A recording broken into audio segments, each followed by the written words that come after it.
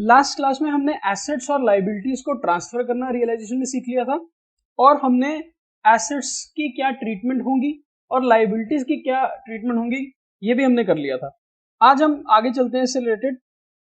Point number 3 में लिखा है कि एक्यूमुलेटेड रिजर्व्स, प्रॉफिट्स या लॉसेस जो बैलेंस शीट में अपीयर करते हैं at the time of dissolution, उनको आपने ट्रांसफर नहीं करना। These will not be transfer to realisation. इसका मतलब जो बैलेंस शीट होगी हमारे पास at the time of dissolution, उस बैलेंस शीट में अगर यहां पर जनरल रिजर्व पड़ा है, कैपिटल रिजर्व पड़ा है, पीएनएल एप्रोप्रिएशन या पीएनएल अकाउंट का क्रेडिट बैलेंस यहां पर आपको नजर आ रहा है, किसी और तरीके का कोई रिजर्व फंड आपको नजर आ रहा है, इन सभी को आपने रियलाइजेशन में ट्रांसफर नहीं करना है। इसका नॉर्मल काम आप क्या करते थे eight the time of admission और रिटायरमेंट और डेथ और change in profit share ratio. हमने एक बात सीखी थी कि इन सभी को हम ओल्ड पार्टनर ओल्ड रेशो में ट्रांसफर करेंगे। तो यहां भी ऐसा ही होगा कि आपने इन सभी रिजर्व्स या प्रॉफिट्स को आपने पार्टनर्स के कैपिटल अकाउंट में ट्रांसफर कर देना है उनकी ओल्ड रेशो में। ओल्ड रेशो मतलब जो रेशो उनकी दे रखी होगी, इनको रियलाइजेशन में ट्रांसफर आपने नहीं करना है। Similar is the case with any loss that is appearing on the asset side of balance sheet. अब लॉसेस किस तरह के हो सकते हैं? यहां पर आपको पीएनएल अकाउंट दिया होगा डेबिट बैलेंस यानी कि लॉस, आपको यहां पर deferred revenue expenditure not return of दिया होगा, मिसलेनियस एक्सपेंसेस के नाम से दिया होगा नॉट रिटर्न ऑफ, यहां पर आपको एडवर्टाइजमेंट सस्पेंस वर्ड यूज किया होगा। तो ये सारे लॉसेस भी आपको कहां ट्रांसफर करने हैं? ओल्ड पार्टनर ओल्ड रेशो में कैपिटल अकाउंट्स में ट्रांसफर करना है आपको। सो दीज प्रॉफिट्स और losses whatever be the case appearing in the balance sheet at time of dissolution will not be transferred to realization, they will be transferred to the partners capital account in their ratios. Done. लेकिन दो और reserves होती थी जो आपको balance sheet में आपने उनकी ट्रीटमेंट्स करी हैं, IFR और WCR। ये दो स्पेशल रिजर्व्स हमने सीखी थी अलग से, इन्वेस्टमेंट फ्लक्चुएशन रिजर्व और WCR। अभी इनको हम स्किप करते हैं यहां पर। इसका क्या ट्रीटमेंट करना है वो हम फिलहाल इसके बाद में करेंगे after doing all the other parts. Next is partner का लोन अकाउंट का क्या करना है। अब इसी बैलेंस शीट को अगर हम आगे एक्सटेंड कर दें लायबिलिटी साइड और एसेट साइड, तो इसी बैलेंस शीट में यहां पर मिस्टर एज लोन अकाउंट अगर है यहां पर लेट्स से 10,000, तो इसका क्या करना है? कहता है ये जो मिस्टर ए कौन हुआ? इनसाइडर। याद करना, इनसाइडर एक होता है इनसाइडर और एक होते हैं आउटसाइडर। आउटसाइडर वाला सारी ट्रीटमेंट हमने कहां करनी है? रियलाइजेशन में। और इनसाइडर के अकाउंट्स को हमने रियलाइजेशन में ट्रांसफर नहीं करना है। That means this loan account will not be taken to realisation. इसको रियलाइजेशन में आपने ट्रांसफर नहीं करना है। तो इसका क्या करना है? आपने इसका अलग से लोन अकाउंट बनाना है। आप अलग से मिस्टर ए का लोन अकाउंट बनाओगे, वहां लिखोगे बाय बैलेंस ब्रॉट डाउन 10,000। ये कहां से आया? बैलेंस शीट से। ये जो 10,000 की फिगर है, ये फिगर हमने यहां से यहां ट्रांसफर कर दी लोन अकाउंट में। और फिर after paying to all outsiders, यानी कि सारी लाइबिलिटी जो हमारी आउटसाइडर्स की है, चाहे वो बैंक का लोन है, क्रेडिटर्स की पेमेंट है, बिल्स पेबल है, आउटस्टैंडिंग एक्सपेंसेस हैं, कुछ भी जो आउटसाइडर के पैसे हैं, जब हम वो पैसे दे देंगे और हमारे पास कुछ कैश बैलेंस बचेगा, तो हम यहां पर सबसे पहले अब यहां पर पेमेंट कर देंगे मिस्टर ए के लोन की और ये अकाउंट हो जाएगा क्लोज। ठीक है। सो यहां पे लिखा है partners loan will not be transfer to realisation account and it will have to be closed by paying cash before any repayment is made to the partner to their capital accounts. However any loan taken from outsider like bank will be transferred to realization and will be paid through cash account। ठीक है।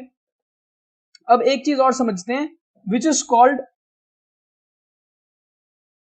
order of payment। देखो हमने ये बात सीखी कि dissolution में हमने सारे एसेट्स बेचने हैं, तो एसेट्स को हम सारे बेच लेंगे। एसेट्स बेचने के बाद हमारे पास क्या आ जाएगा, कैश। अब ये बहुत सारा कैश हमारे पास आ गया, इस कैश से हमने क्या करना है, अपनी लाइबिलिटीज को पे ऑफ करना है। अब लाइबिलिटीज को किस ऑर्डर में पे करना है, ऐसा नहीं है कि सारे लोग इकट्ठे आ जाएंगे ना, एक एक करके उनको बुलाया जाएगा और उनको पेमेंट्स दी जाएंगी। अब इस ऑर्डर में फर्स्ट सबसे पहले जो लाइन में कतार में सबसे पहले जो खड़ा होगा अपने पैसे लेने के लिए, वो कौन होंगे, आउटसाइडर्स। यानी कि हर आउटसाइड लाइबिलिटी को मुझे पे करना है, हर आउटसाइड लाइबिलिटी को सबसे पहले पे करना है। ये लाइबिलिटी किसकी हो सकती है, चाहे वो बैंक का लोन है, चाहे वो क्रेडिटर्स हैं, चाहे वो बिल्स पेबल हैं, आउटस्टैंडिंग एक्सपेंसेस हैं, है ना, कुछ भी, any payment which is to be made to outside parties और आउटसाइड लाइबिलिटी, आउटसाइडर्स को जो पैसा देना है सबसे पहले हम उनको पैसा चुकाएंगे। सो इस कैश में से सबसे पहले पेमेंट इन लोगों की हो जाएगी। अब देखो, इन लोगों की जब पेमेंट हो जाएगी, उसके बाद अगर हमारे पास कुछ कैश बचता है तो फिर हमने किसको देना है, इनसाइडर को देना है। इनसाइडर कौन, यानी कि पार्टनर्स। लेकिन इनसाइडर में भी दो हिस्से कर देंगे।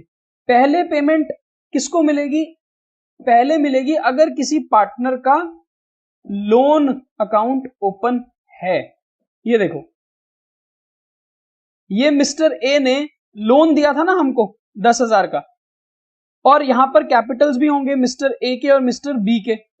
तो अब पहले कैपिटल के पैसे चुकाए जाएंगे कि पहले लोन का पैसा उतारा जाएगा। सबसे पहले इनसाइडर में भी सबसे पहले किसको पैसा दिया जाएगा, पार्टनर के लोन का पैसा पहले चुकाया जाएगा, ठीक है। और फिर आप इसको सेकंड पॉइंट ही मान लो, और थर्ड पॉइंट में क्या उतारा जाएगा, कैपिटल के अकाउंट्स, कैपिटल की रीपेमेंट। यानी कि जितना हमारे पास एंड में कैश बचेगा वो हम पार्टनर ए को और पार्टनर बी को एक या तो रेशो में या जितना बैलेंस खड़ा होगा उस हिसाब से हम उनको पेमेंट कर देंगे। So we have an order of payment and that order is, first the amount has to be paid towards liabilities of outside parties, ये सारे आउटसाइडर को चुकाया जाएगा। सेकंड, फिर पार्टनर का अगर कोई लोन है बिजनेस के अंदर, हम उस लोन को उतारेंगे। एंड थर्ड, लास्ट में पेमेंट हम किसकी करेंगे, पार्टनर के कैपिटल की करेंगे, ठीक है। फिर एक नई टर्म होती है which is called realisation expense. अब ये क्या होता है, देखो, जब हम बिजनेस को बंद करते हैं तो हमको कुछ एक्सपेंसेस बियर करने पड़ते हैं at the time of closing the business. जैसे कि हमने बोला कि हमने अपने सारे एसेट्स को बेचना है और हमने अपनी सारी लायबिलिटीज को चुकाना है। अब देखो, एसेट्स को बेचने के लिए शायद we need to undertake certain expenses. मुझे एसेट्स को बेचना है तो मुझे क्या करना पड़ेगा, मुझे एडवर्टाइजमेंट करनी पड़ेगी, है ना, मुझे नीलामी करनी पड़ेगी, मुझे शायद क्विकर पे, OLX पे, या किसी ना किसी तरीके से मुझे इंफॉर्मेशन लोगों को पहुंचानी पड़ेगी कि मेरा एसेट मुझसे खरीद लो। सेकेंड हैंड एसेट्स बेचने हैं ना, तो इनको बेचने के लिए शायद मुझे कुछ ना कुछ एक्सपेंसेस करने पड़े, है ना। मुझे वैल्यूअर को बुलाना पड़ेगा, मुझे शायद अपने लॉयर को बुलाना पड़ेगा, मुझे शायद अपने सीए को बुलाना पड़ेगा, ताकि मुझे मेरे एसेट्स की एक्चुअल कीमत पता चल सके जिसपे मुझे उसको बेचना है, ठीक। एंड सिमिलरली जब मुझे लायबिलिटीज को पे करना है तो मुझे हर व्यक्ति को बुलाना पड़ेगा अपने पास कि भैया, उसको समझाना पड़ेगा कि I am closing my business and तेरे को जो पैसे देने हैं वो मैं अब तुझे देना चाहता हूं, so come to my place and get your liabilities cleared. अब इन एसेट्स को बेचने और इन लायबिलिटीज को चुकाने के साथ साथ कुछ लीगल कार्रवाई भी होती हैं। जैसे कि लीगल कार्रवाई में क्या हो गया कि मुझे कोई रिटर्न्स भरनी पड़ेंगी, मुझे गवर्नमेंट को इन्फॉर्मेशन देनी पड़ेगी, मुझे टैक्स डिपार्टमेंट्स की रिटर्न्स फाइल करनी पड़ेंगी एंड सो ऑन। इसको करने के लिए मैं या तो लॉयर की सर्विसेज लूंगा या मैं किसी सीए की सर्विसेज लूंगा, कंपनी सेक्रेटरी की सर्विस भी ले सकते हैं, वैल्यूअर्स की सर्विस भी ली जा सकती है, हाँ। तो इन सभी लोगों की शायद कोई प्रोफेशनल फीस भी पे करनी पड़े, which is also part of expense. So what is realisation expense? Realisation expense assets को बेचने, लायबिलिटीज को पे करने के लिए और अपने बिजनेस को प्रॉपरली क्लोज डाउन करने के लिए मुझे कुछ एक्सपेंसेस करने पड़ेंगे, चाहे वो एडवर्टाइजमेंट के हो, चाहे वो लीगल हो, चाहे वो प्रोफेशनल सर्विसेज की, राइट।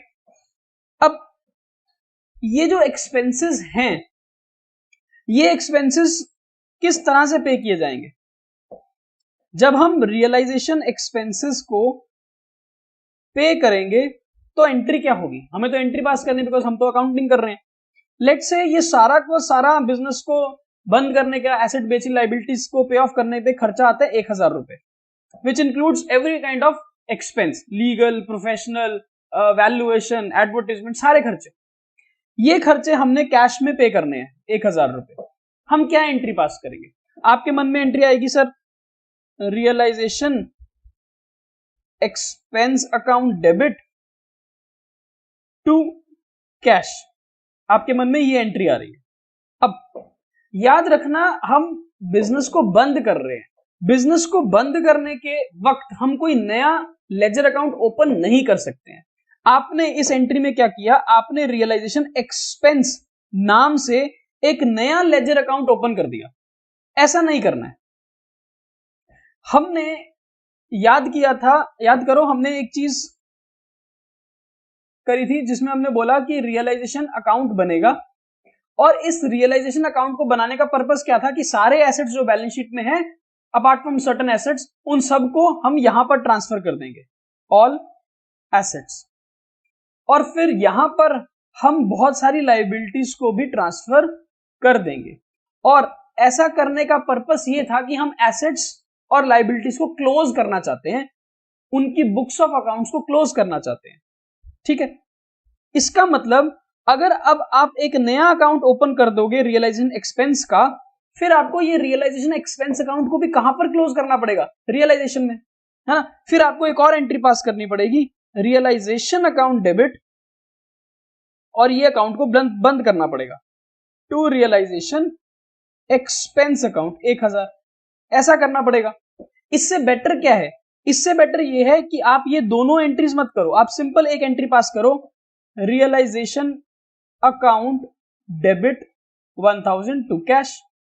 हम पहले एक्सपेंस अकाउंट को ओपन करें और फिर उस एक्सपेंस अकाउंट को यहां पर क्लोज करें। इससे बेटर ऑप्शन क्या है कि सीधा ही हम रियलाइजेशन के एक्सपेंस को रियलाइजेशन अकाउंट में डेबिट कर देंगे।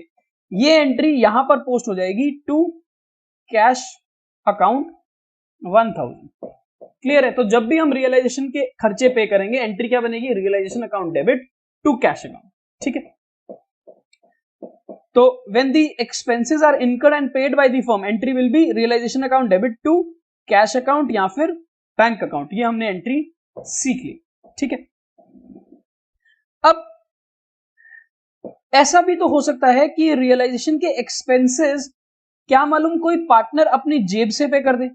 फॉर एग्जाम्पल, मिस्टर ए और मिस्टर बी बिजनेस मैन है, दोनों बिजनेस कर रहे थे पार्टनरशिप में, बिजनेस को क्लोज कर रहे हैं। मिस्टर ए ने ये सारा काम करवाया और मिस्टर ए ने एंड में 1000 रुपए अपनी जेब में से पे कर दिए रियलाइजेशन एक्सपेंसेस के।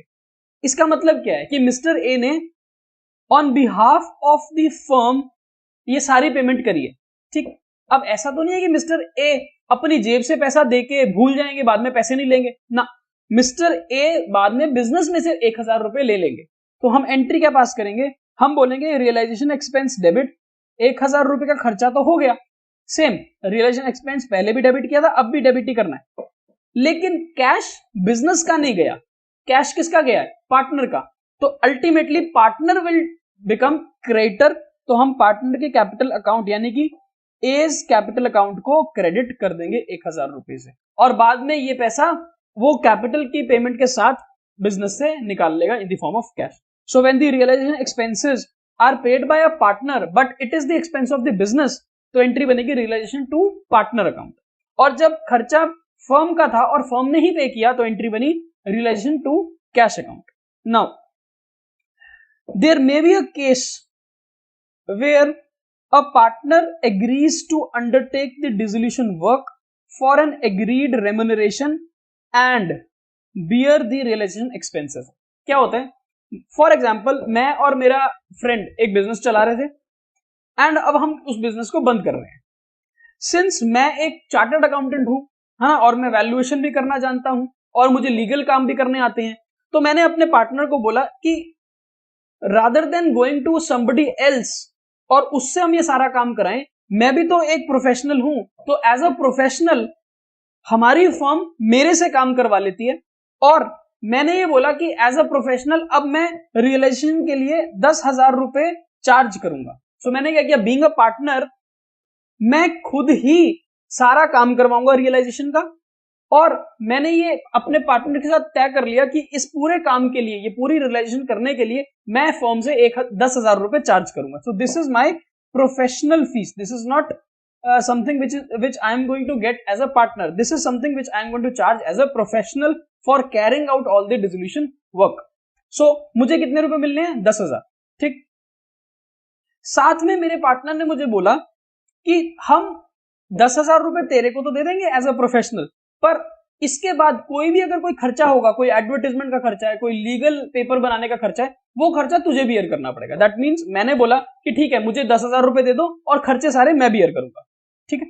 अब एंट्री क्या होगी? जब बिजनेस से मैं 10,000 रुपए चार्ज करूंगा for the realisation, entry will be realisation account debit 10,000. ये तो बिजनेस का खर्चा है, बिकॉज चाहे वो बिजनेस मुझे पे करती, चाहे वो बिजनेस किसी बाहर वाले बंदे को पे करती, पे तो 10,000 ही करना था. लेकिन क्योंकि वो बिजनेस मुझे पे करेगा एज अ प्रोफेशनल और मैं इनसाइडर ही हूं और मेरा अकाउंट बिजनेस के पास है पहले से ही, तो यहां पर mister A capital account credit हो जाएगा 10,000 से. जब मिस्टर ए यानी कि मैं फर्म से पैसे चार्ज करूंगा तो ये फर्म का एक्सपेंस डेबिट हो जाएगा, और फर्म मुझे कैश नहीं देगी. फर्म हर बार मुझे कैश नहीं देगी, फर्म एक ही बार मुझे कैश देगी एंड में. तो ये पैसा मैं अपने कैपिटल के साथ ऐड करके ले लूंगा. ठीक हो गया? ये तो एक एंट्री होगी. बाद में ये भी तो तय हुआ था कि जो भी रियलाइजेशन का खर्चा है वो मैं बियर करूंगा, वो फर्म बियर नहीं करेगी. तो मिस्टर बी ने मेरे से पूछा कि ये तो बता कि खर्चा हुआ कितना. तो मैंने बोला कि यार सारे काम करने के लिए 2,500 रुपीज मैंने खर्च किए हैं. अब क्या ये 2,500 मुझे फिर से मिलेंगे? नहीं मिलेंगे, क्योंकि मुझे तो 10,000 रुपए मिल चुके हैं और इसी में मेरा खर्चा था. सो इस 2,500 को जब मैंने स्पेंड किया, क्या इस 2,500 की पेमेंट मुझे मिलेगी? नहीं. तो जब फर्म से ये 2,500 रुपए पे होंगे ही नहीं, मिलेंगे ही नहीं, तो अब यहां पर कोई और एंट्री पास नहीं करनी है आपने. So when a partner undertakes all the legal work and he is to get a remuneration of 10,000, first entry will be this. Relation 10,000 खर्चा हो गया और ये पार्टनर को देना है, तो टू पार्टनर्स अकाउंट. उसके बाद कोई भी एक्सपेंस अगर पार्टनर भी करता है अपने एंड पे और बियर भी उसी को करना है, तो कोई एंट्री नहीं होगा. क्लियर है? So this is the entry for the agreed remuneration, 10,000 जो पार्टनर को देने हैं. और if the partner himself pays the realisation expense, then no entry is required. तो अगर पार्टनर खुद ही अब खर्चे पे करेगा तो कोई एंट्री पास नहीं करनी. लेकिन ऐसा भी तो हो सकता है कि मैंने 10,000 रुपए तो चार्ज कर लिए, है ना, मैंने 10,000 रुपए तो चार्ज कर लिए कि ये पैसे तो आपने मुझे देने ही देने, ये तो मेरा प्रोफेशनल काम है, और जो भी रिलेशन का एक्सपेंस होगा वो भी आपने मुझे देना है. दैट मीन्स फर्म एक तो पार्टनर को पेमेंट करेगी उसके प्रोफेशनल काम के, है ना, 10,000 रुपए, और कोई भी अगर एक्सपेंस होगा ये भी फर्म ही बियर करेगी, लेट्स से 2,500 रुपए. तो मैंने मिस्टर बी को बोला सारे काम के 10,000 रुपए मुझे देना. उसने कहा ठीक है. तो इस 10,000 की एंट्री क्या होगी? Realisation account debit 10,000 to mister A capital account. ये तो मैंने अपने प्रोफेशनल फीस चार्ज करी. बाद में मैंने बोला देख सारा काम करने के जो लीगल पेपर बनेंगे, स्टैम्प पेपर बनेंगे, एडवर्टाइजमेंट का खर्चा आएगा, ये सारा कुछ खर्चा 2,500 रुपए आएगा, ये कंपनी ही देगी, फर्म ही देगी हमारी, और ये फर्म ने पे कर दिया. तो जब अब फर्म ये 2,500 रुपए के एक्सपेंसेस पे करेगी तो फिर फर्म एक एंट्री पास करेगी, ये एडिशनल खर्चा है फर्म का, तो रियलाइजेशन अकाउंट डेबिट 2,500, और ये कैश में पे किया गया है तो टू कैश अकाउंट. ये मेरे को नहीं मिलेगा, ये तो एक्सपेंस हो जाएगा. So this is the first entry and this is the second entry when realization expenses are also to be borne by the firm. ठीक है. अब एक और केस हो सकता है ये वाला. इस केस में क्या है? If the realization expenses is made by the firm but borne by partner. ये क्या है? ये ऐसा है कि फर्म से मैंने ये डील करी एज अ प्रोफेशनल कि मुझे 10,000 रुपए देना for my professional fees and I will beer all expenses. ठीक, यही बात हुई थी कि फर्म मुझे 10,000 रुपए दे देगी और सारे खर्चे मैं करूंगा, फिर फर्म के नहीं होंगे खर्चे। तो फर्म सिर्फ किसकी एंट्री पास करेगी? इसकी। क्या एंट्री पास करेगी? Realisation account debit to mister A capital account, जो पार्टनर पैसे चार्ज करेगा। हुआ ये कि खर्चे तो मुझे बियर करने थे, पर जो 2500 रुपए के खर्चे हैं वो गलती से बिजनेस के कैश में से पे हो गए। गलती से क्या हुआ कि ये फर्म ने ही पे कर दिए। अब फर्म ने जब ये पे कर दिए तो फर्म का कैश तो कम हो गया, फर्म का कैश तो कम हो गया, पर ये फर्म का खर्चा नहीं है, बिकॉज ये खर्चा किसका है? मेरा, पार्टनर का। अब सोचो, पार्टनर का खर्चा अगर फर्म पे कर देगी तो फर्म पार्टनर से वापस लेगी। तो यहां पर मिस्टर ए के कैपिटल को डेबिट किया जाएगा, बिकॉज ये पैसा निकला तो फर्म का, कैश तो फर्म का गया, पर ये खर्चा फर्म का नहीं है, ये खर्चा पार्टनर का है, तो हमने इस पार्टनर को डेबिट कर दिया। सो ये दो एंट्रीज पास करनी पड़ेंगी अगर खर्चा गलती से फर्म पे कर देती है। सो पार्टनर के कैपिटल को डेबिट और टू कैश यहां बैंक अकाउंट। देखो, इस पॉइंट के ऊपर हमारे पास बहुत सारे क्वेश्चंस हैं, तो अगर आपको अभी थोड़े से डाउट हैं वो क्लियर हो जाएंगे once we do all these questions. आगे चलते हैं। एक बैलेंस शीट है आपके पास 31 मार्च 2020 की, जिस दिन आप बुक्स को क्लोज कर रहे हो, बिजनेस को डिसॉल्व कर रहे हो। यहां पर एक एसेट है which is called debtor 10,000 minus provision for bad dates 200 and net payment is 9800। ठीक है, यहां पर इन्वेस्टमेंट्स दिख रही हैं आपको 5,000 की, और यहां पर आपको इन्वेस्टमेंट फ्लक्चुएशन रिजर्व यानी कि IFR नजर आ रही है 1,000 की। इनकी ट्रीटमेंट्स क्या होंगी जब हम डिसोल्यूशन करेंगे? तो मैंने आपको बोला था इस बैलेंस शीट से सबसे पहले क्या बनाना है? Realisation account. अब हम बनाएंगे रियलाइजेशन अकाउंट सबसे पहले, और रियलाइजेशन अकाउंट में हम ऑपोजिट काम करते हैं।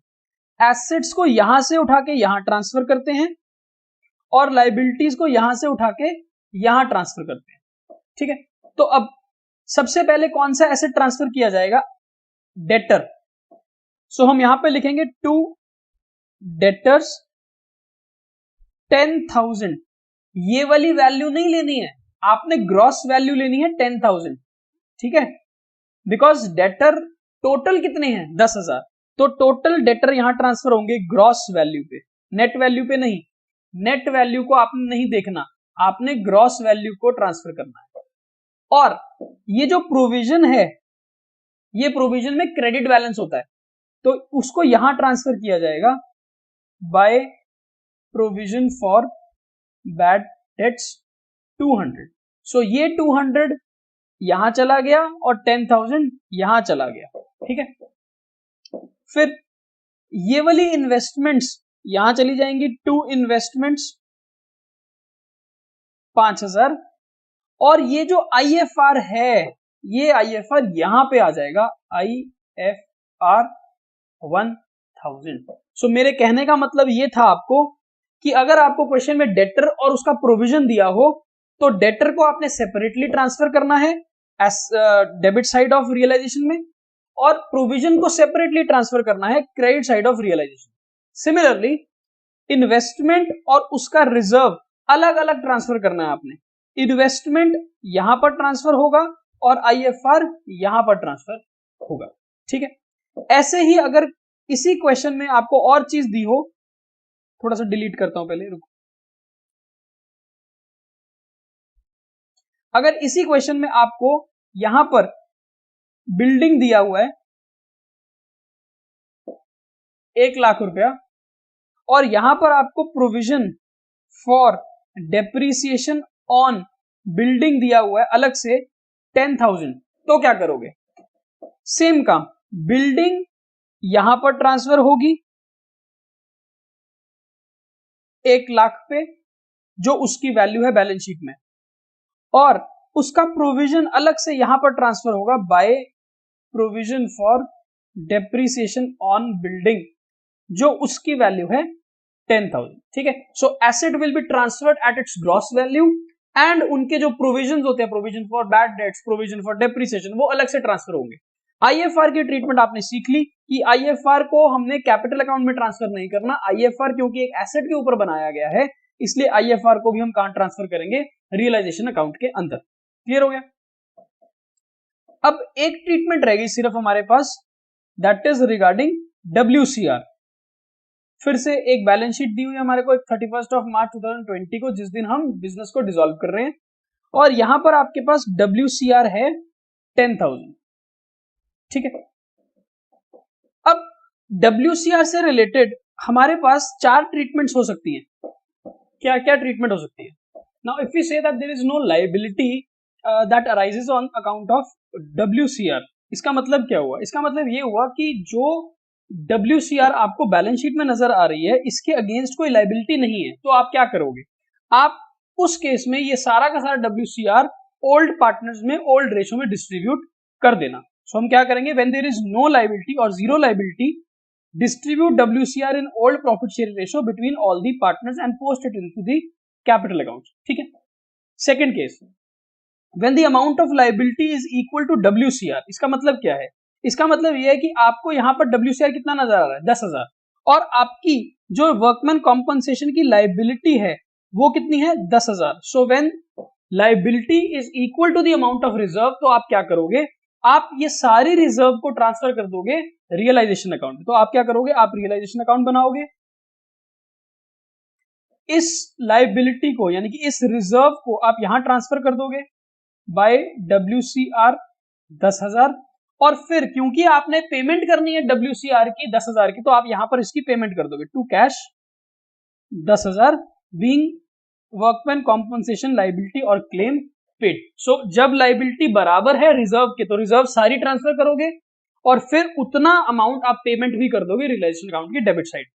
ठीक है, next, when the amount of liability is less than the amount of WCR, यहां क्या बोल रहा है कि WCR तो 10,000 है, पर वर्कमैन कॉम्पनसेशन लाइबिलिटी लेट से 8,000 रुपए है। ठीक है, तो जब liability is less then the WCR, तो क्या करोगे, जितना लाइबिलिटी है उतना पैसा आप ट्रांसफर करोगे रियलाइजेशन अकाउंट में। तो क्या करोगे आप, again you will make a realisation account, जितना पैसा आपने वर्कमैन को देना है सिर्फ उतना पैसा आप रिजर्व का रियलाइजेशन में ट्रांसफर करोगे, और उतने का ही आप क्लेम पे भी कर दोगे। ठीक है, और जो यहां पर अब बैलेंस 2,000 रुपए आपका बच गया, इसको आप ओल्ड पार्टनर ओल्ड रेशो के कॉन्सेप्ट के हिसाब से कैपिटल अकाउंट में ट्रांसफर कर दोगे। ठीक है, when the amount is less than the WCR, transfer an amount equal to the liability from the WCR to realization account and then distribute the remaining balance of the WCR in old profit share ratio between all the partners and post it to their capital accounts। ठीक है, और उसके बाद जितनी आपने liability पे करनी है वो आप रियलाइजेशन में कैश अकाउंट के थ्रू पेमेंट भी कर दोगे। The last case is when the amount of liability is more than WCR। अब केस क्या है कि WCR तो 10 है, पर जो वर्कमैन कॉम्पनसेशन लाइबिलिटी है लेट से वो 12,000 है। तो क्या करोगे आप, again you will make a realisation account, क्योंकि आपकी लाइबिलिटी ज्यादा है और WCR कम है, तो आप सारा WCR यहां ट्रांसफर करोगे और फिर जितनी भी लाइबिलिटी पे करनी है वो सारी लाइबिलिटी आप यहां पर पे कर दोगे। क्लियर है? सो जब WCR है और लाइबिलिटी 0 है, तो ओल्ड पार्टनर में सारा पैसा ट्रांसफर कर दोगे। जब लाइबिलिटी और रिजर्व बराबर हैं, तो आप सारी रिजर्व ट्रांसफर करोगे और सारी पेमेंट करोगे। जब WCR से कम है लाइबिलिटी, तो जितनी लाइबिलिटी पे करनी है उतना ही WCR आप ट्रांसफर करोगे, और जो बैलेंस WCR था वो balance old partner old ratio में ट्रांसफर कर दोगे। And the last, when WCR is less than the liability to be paid, तो लाइबिलिटी ज्यादा है, लाइबिलिटी पे कर दो और सारी WCR यहां पर क्लोज कर दो। सो विद दिस आपका सारी ट्रीटमेंट हो जाएगी। सारी ट्रीटमेंट करने के बाद आप रियलाइजेशन अकाउंट को बैलेंस करोगे। रियलाइजेशन अकाउंट को जब आप बैलेंस करोगे तो अगर डिफरेंस यहां पर आएगा तो आप लिखोगे to profit transferred old partner old ratio की कॉन्सेप्ट के हिसाब से सारे पार्टनर की ओल्ड रेशो में ट्रांसफर कर दोगे। ओल्ड रेशो यहां पर इसलिए बोल रहा हूं बिकॉज यहां पर न्यू रेशो है ही नहीं है, सारे पार्टनर ओल्ड हैं और सारी रेशो ही ओल्ड रेशो है। और अगर डिफरेंस इस तरफ आएगा तो आप लिखोगे by loss transferred, again same सारे पार्टनर की ओल्ड रेशो में ट्रांसफर। तो जब प्रॉफिट ट्रांसफर करना है तो एंट्री बनेगी realisation account debit to partners capital account, और जब लॉस को ट्रांसफर करना है तो partners capital account debit to realisation. Clear हुआ? रियलाइजेशन का प्रॉफिट और लॉस फिर आप कैपिटल अकाउंट में ट्रांसफर कर दोगे। उसके बाद कैपिटल अकाउंट्स का जो बैलेंस होगा उसको आप पे ऑफ करोगे कैश अकाउंट से, और लास्ट में आप बनाओगे कैश का बैलेंस। अब जब आप कैश का बैलेंस बनाओगे तो आपका कैश अकाउंट टैली हो जाएगा अगर 0 पे, यानी कि बैलेंस उसका 0 होना चाहिए, फिर आपका क्वेश्चन सही है। तो अब हम एक स्टेप्स लिखते हैं जो क्वेश्चंस को सॉल्व करने में यूज होगा। First step is to make realisation account, ठीक। एंड रियलाइजेशन अकाउंट में सबसे पहले आप एसेट्स को ट्रांसफर करोगे, फिर आप लाइबिलिटीज को ट्रांसफर करोगे, जो जो एसेट और जो जो लाइबिलिटीज बैलेंस शीट से ट्रांसफर होनी है, ठीक है। सेकंड काम, फिर आप एसेट्स को रियलाइज करोगे। एसेट्स को रियलाइज करना मतलब आप कैश में इनको सेल कर दोगे और कैश इकट्ठा कर लोगे, और आप लाइबिलिटीज को पे ऑफ कर दोगे जो भी आपने रियलाइजेशन में ट्रांसफर करी, ठीक है। थर्ड केस, इसके बाद रियलाइजेशन अकाउंट को आप क्लोज करोगे। क्लोज करने के बाद जो भी प्रॉफिट या लॉस होगा वो कहां ट्रांसफर कर दोगे? Capital accounts. Fourth, you will make capital accounts of partner. आप कैपिटल अकाउंट्स बनाओगे और कैपिटल अकाउंट्स को आप नेट पेमेंट या नेट रिसीट करोगे, यानी कि अगर किसी पार्टनर को पे करना है कैपिटल तो पे कर दोगे, और अगर किसी पार्टनर का कैपिटल नेगेटिव है तो उससे कैश वापस रिसीव कर लोगे। तो आपका कैपिटल अकाउंट भी क्लोज हो जाएगा। फिफ्थ केस, लास्ट, आप बनाओगे cash account. Now while making the cash account आपको यह ध्यान रखना है कि cash account should close on its own. Cash account की अपने आप डेबिट साइड और क्रेडिट साइड बराबर आ जाएगी, इसमें बैलेंस 0 होगा, कोई भी बैलेंस नहीं होगा। अगर ऐसा हुआ और कैश अकाउंट अपने आप क्लोज हो गया, इसका मतलब जो कुछ भी आपने डिसोल्यूशन में किया है वो सब सही किया है। अब इस स्टेप्स के बीच में कुछ कुछ स्टेप्स हैं, जैसे कि WCR की ट्रीटमेंट, IFR की ट्रीटमेंट, और पार्टनर की लोन की रीपेमेंट है ना। ये सारी चीजें शायद करंट अकाउंट्स भी बनाने को आपको इसमें आ जाएंगे, तो ये सारी चीजें हम एक क्वेश्चन के थ्रू समझेंगे। But the main point two understand here is कि this is the step we need to follow while doing the questions.